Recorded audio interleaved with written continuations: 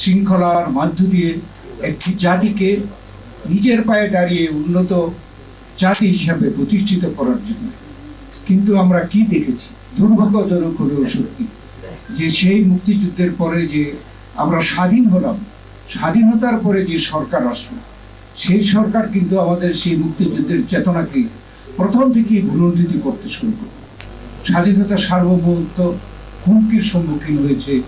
আপনারা যারা ৭২ থেকে ৭৫ এই সময়টাকে আপনারা পর্যালোচনা করবেন, আপনারা দেখবেন সে সময় গণতন্ত্রকে হত্যা করে বাকশাল প্রতিষ্ঠা করা হয়েছে, একদলীয় শাসন, সব রাজনৈতিক দল বাতিল, সংবাদপত্রের স্বাধীনতাকে সম্পূর্ণ ধ্বংস করা হয়েছিল। 4টি সরকারি সংবাদপত্র ছাড়া সকল সংবাদপত্র বন্ধ করে দেওয়া হয়েছে। এমনি ভাবে সেই সময় এই হত্যাকাণ্ড এবং বিচার বহির্ভূত হত্যাকাণ্ড, গুম, খুন এগুলো প্রচলন হয়েছিল, যার জন্য কিন্তু এই বাংলাদেশে ৩.৫ বছরের স্বাধীন হওয়ার ৩.৫ বছরের পরেই কিন্তু একটা পরিবর্তন, বিরাট পরিবর্তন এসেছে। পরিবর্তন এসেছে 15ই আগস্টের মাধ্যমে, পরিবর্তন এসেছে 7ই নভেম্বরে সিপাহী জনতার বিপ্লবের মাধ্যমে। তারপরে এদেশে শহীদ প্রেসিডেন্ট জিয়াউর রহমানকে যে সিপাহী জনতার বিপ্লব ক্ষমতায় বসেছিল, শহীদ জিয়াউর রহমান এদেশে কিন্তু বাকশাল বাতিল করে দিয়ে বহুদলীয় গণতন্ত্র প্রতিষ্ঠা করেছিলেন এবং আমাদের যে জাতিসত্তার পরিচয়, পূর্ণাঙ্গ জাতিসত্তার পরিচয়, বাংলাদেশি জাতীয়তাবাদ এদেশে প্রতিষ্ঠা করে দিয়েছে। আরো অনেক বিষয়ে তিনি 19 দফা কর্মসূচির মাধ্যমে, রাষ্ট্রীয় অনেক পদক্ষেপের মাধ্যমে দেশকে স্বয়ংসম্পূর্ণ করার জন্য তিনি পদক্ষেপ গ্রহণ করেছিলেন। তাকে আবার হত্যা করে এদেশে গণতন্ত্র আবার হত্যা করা হলো। হোসেন মাহমুদ এরশাদ এখানে গণতন্ত্র হত্যা করে শাসন ক্ষমতায় এসেছিল।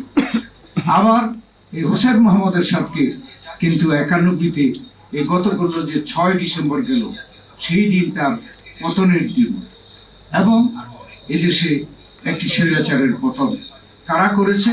ছাত্র জনতার গণ অভ্যুত্থান। তারপরে আমরা দেখলাম যে এর পরে এরশাদের পতনের পরে আবার গণতন্ত্র প্রতিষ্ঠা হলো।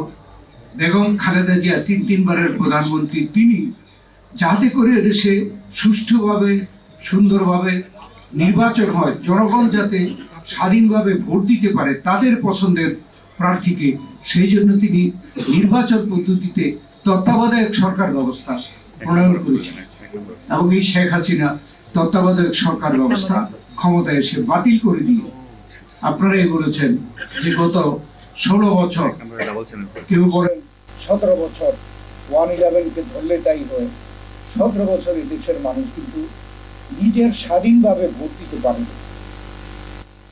গণতন্ত্রকে হত্যা করে গায়ের জোরে ক্ষমতায় টিকে থাকার জন্য এই শেখ হাসিনা নিজের স্বৈরাচারী দিয়েছে এবং সেই জন্যই কিন্তু বাংলাদেশের যারা লুণ্ঠনকারী, ব্যাংক লুট করেছে তারা, যারা প্রজেক্টের নামে টাকা তুলে বিদেশে পাচার করেছে তারা, এইসব সুবিধাবাদী লোকরা শেখ হাসিনাকে সমর্থন দিয়ে শেখ হাসিনাকে পূর্ণ স্বৈরাচারে পরিণত করেছিল, যার প্রতিবাদে আমাদের যে 16 বছরের আন্দোলন, এই 20 দল নিয়ে আমরা আন্দোলন করেছি, তার চূড়ান্ত যে আন্দোলন বৈষম্য বিরোধী ছাত্র গণ অভ্যুত্থান রূপ লাভ করে জুলাই আগস্ট মাসে।